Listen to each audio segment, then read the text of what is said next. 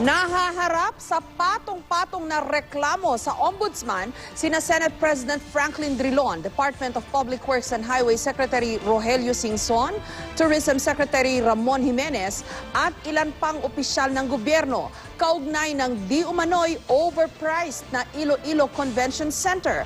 Ayon sa dating consultant ni Drilon na nagsampa ng reklamo, nasa halos kalahating bilyong piso ang halagang ipinatong sa pagpapagawa ng gusali. Pero ayon sa senador, may samalang ng loob sa kanya ang dating empleyado. Itinanggi na rin ng DPWH at ng DOT na may overpricing. May report si Sandra Aguinaldo. Sa Office of the Ombudsman na dumulog si Manuel Mejorada para formal na maghain ng reklamo kaugnay sa umunay overprice na pagpapatayo ng Iloilo Convention Center. Patong-patong na reklamong plunder, malversation of public funds, graft, violation of procurement law at grave misconduct ang inihain niya laban kina Senate President Franklin Drilon, DPWH Secretary Rogelio Singson, Tourism Secretary Ramon Jimenez at iba pang opisyal. Ang Iloilo Convention Center ay proyekto ng Department of Tourism na ipinatupad ng Department of Public Works and Highways.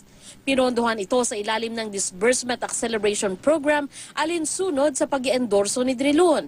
May pondo rin mula sa DPWH at DOT. Dating consultant ni Drilon si Mejorada. Sa pagtansya ni Mejorada, 192 million pesos lang daw ang dapat na halaga ng Iloilo Convention Center.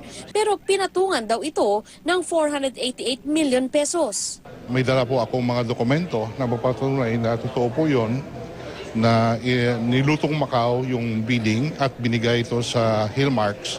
Ikinumpara rin ni Mejorada ang presyo ng Iloilo Convention Center sa presyo ng katabing 5-star hotel. Ang Richmond Hotel na 500 million pesos ang pagpapagawa base raw sa lumabas na artikulo sa media. Sabi ng Richmond, yung 12 stories nila na 5-star hotel, 161 rooms, is only 500 million pesos. 2 stories lang po yan.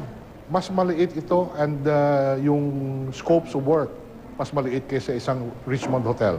Pero giit ni DPWH Secretary Rogelio Singson, hindi overpriced at hindi dinaya ang bidding ng convention center. Ang ginamit daw ng pagtansya ni Mejorada sa presyo ng gusali, 30,000 pesos per square meter na umano'y industry standard. Pero dahil hindi ordinaryo ang disenyo ng convention center, ayon kay Singson, nasa 63,000 pesos per square meter ang presyo nito.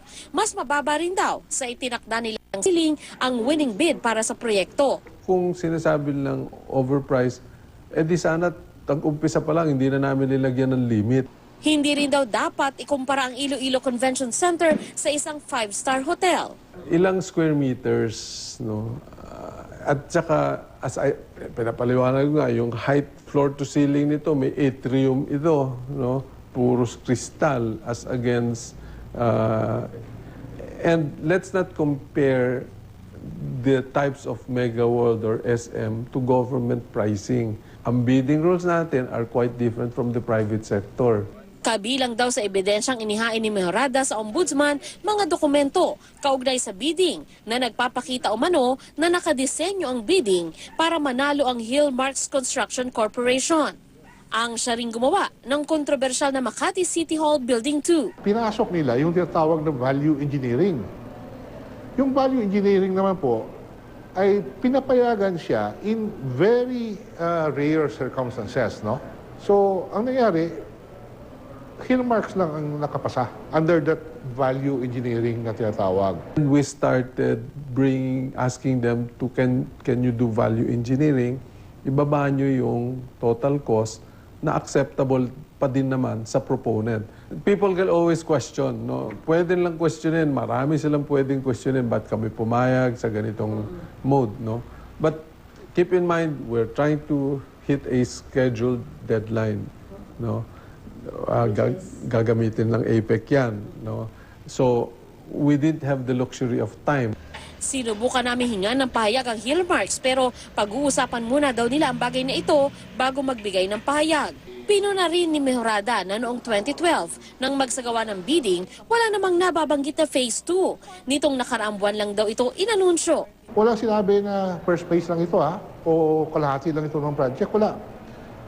So, lahat consistently Ang sinasabi nila is tapos yung project. We have a total estimate for the whole project. No? But what was only funded was the first 500 million. Hindi naman lahat na pondohan agad eh. No? So we can only award what is budgeted. Ang Department of Tourism tumanggi na munang magkomento at pinaubaya na sa DPWH ang pagpapaliwanag.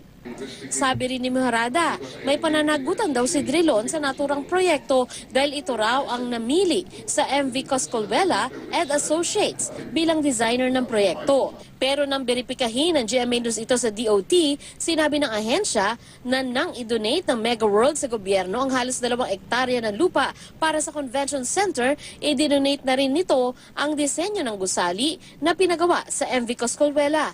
Wala daw ginastos ang gobyerno para sa disenyo. Wala rin daw masama sa naging proseso. Giit naman ni Drilon, walang basehan at malisyoso umano ang aligasyon ni Mejorada. Masama raw kasi ang loob ni Mejorada kay Drilon dahil hindi na ni-renew ang kontrata nito bilang consultant ng senador. Di raw kasi napagbigyan ang mga umunay hinihiling nito kay Drilon, kabilang na ang pag-endorso para italaga siyang press undersecretary. Wala po akong kinalaman tungkol sa bidding. Wala po akong denominate na isang bidder. Sinumang bidder. Ang bidding po ay sinupervise ng opisina ng DPWH Secretary. Hiningi sa akin na siya po ay gagawing Undersecretary of the Press sa Malacanang. Hiningi niya maging Regional Director sa TESDA. Ayaw po sa kanya ng mga kinauukulan. Alam mo magawa natin. Kamakailan lang, naghain si Drilon ng libel case laban kay Mejorada dahil din sa aligasyong ito. Kampante naman si Mejorada na malalampasan niya ang libel case. Sandra Aguinaldo, GMA News.